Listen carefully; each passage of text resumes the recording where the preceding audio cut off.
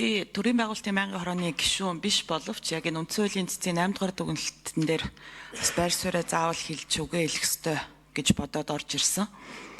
Яагаад вэ гэхээр өнгөрсөн хугацаанд уг асуудалтай холбоотой нийгэмд маш ихээр юм талцал хуваагдал үүсч улс орондоо яриа бараг одоо үндсэн хууль судлаач болчлоо шүү дээ.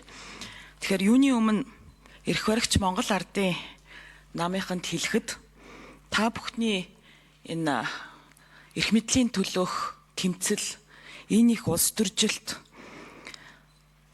нийгэмд маш их хуваагдлыг бий болгоо зогсохгүй, маш их үзэн ядалтыг бий болгоо зогсохгүй, давж болохгүй одоо бүх шугамуудыг даваад ийм жолоодлогогүй ийм үзэн ядалт руу бас түлхэж байна.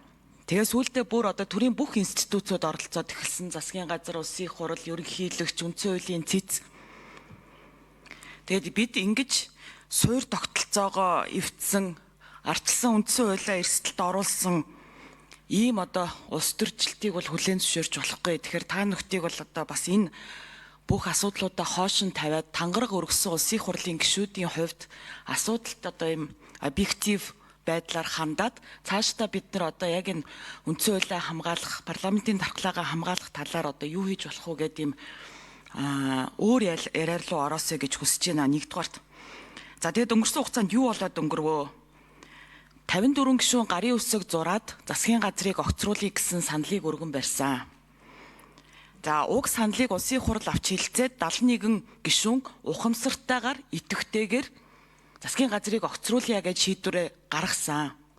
За гэвч харамсалтай нь манай одоо 2019 оны үндсэн хуулийн нэмэлт өөрчлөлтийн хүрээнд тэр 43-ийн 1 гэдэг заалтан дээр угаасаа ийм саналын томьёол бүхий одоо ийм процессын заалт бас орцсон байсан. Тэгээд энэ саналын томьёол дээр бол одоо их хурал алдаа гаргасан гэдгийг нь бол үндсэн хуулийн цэц сая бас тогтоожээ. За тэгэхээр одоо их хурал дээр процессын алдаа гарсан байна гэж үзэж байна. За нөгөө талаас их үндсэн хуулийн цэц дээр бас маш их процессын алдаа бас гарсан тийм ээ. Хоног хугацаатай холбоотой эрх бүхий албан тушаалтантай холбоотой асуудлыг улсын хурлын шийдвэртэй холбоотой асуудалтай хольж хутгаад их асуудлынхаа уралдаан руу аваадсан гих мэд одоо хаана бид нар маш их тийм одоо алдаатай зүйлүүдийг хийчлээ. За одоо энэ алдаануудаа яаж засах вэ гэдэг асуудал яригдчих. Тэгэхээр яаж засах вэ гэхлээр нэгдүгээрт үндсэн хуулийн цэцийн энэ 8 дугаар дүгнэлтэн дээр хоёр асуудлыг дүгнэх нь гээд нэгдүгээрт нь булган цайтай холбоотой асуудлыг томьёолцсон байж байгаа. За эрх бүхий албан тушаалтантай холбоотой асуудлыг бол улсын хурал авч хэлцэхгүй шийдвэр ицсэн байна. За хоёрдугаар зүйлээр болохоор засгийн газрыг огцруулсан 95 дугаар тогтоолтой холбоотой асуудал үндсэн хууль зөрчсөн гэж үзчихэж байгаа. За энэ улсын хурлын шийдвэртэй холбоотой асуудал дээр бол улсын хурал хүлээн зөвшөөрөх хэсэг тухайн асуудлаа шийдэх ёстой. Тэгэхээр өчигдөр бол ардчилсан намын бүлэг бас хуралдаад энэ үндсэн хуулийн цэцгийн шийдвэрийг хүлээн зөвшөөрөх ёстой гэдээ бас нэг шийдвэр гаргасан.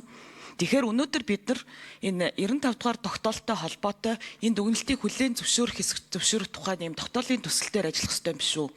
Тэгжиж ядаж эхний ээлжинд энэ голтрлоо зөв зам руу заснаа. Цаашдаа бас энэ төрийн байгуулалтын байнгын хороон дээр ажлын хэсэг гаргаад яг энэ нөхцөл байдалтай холбоотой хуулийн хийдлүүд хаана байна вэ? Энэ процессын алдаанууд яагаад гараад байна вэ гэдэг дээр дэгийн тухай хууль, улсын хурлын тухай хуульд бас өөрчлөлтүүд оруулах ийм ажлын хэсэг гаргая гэсэн санал байна.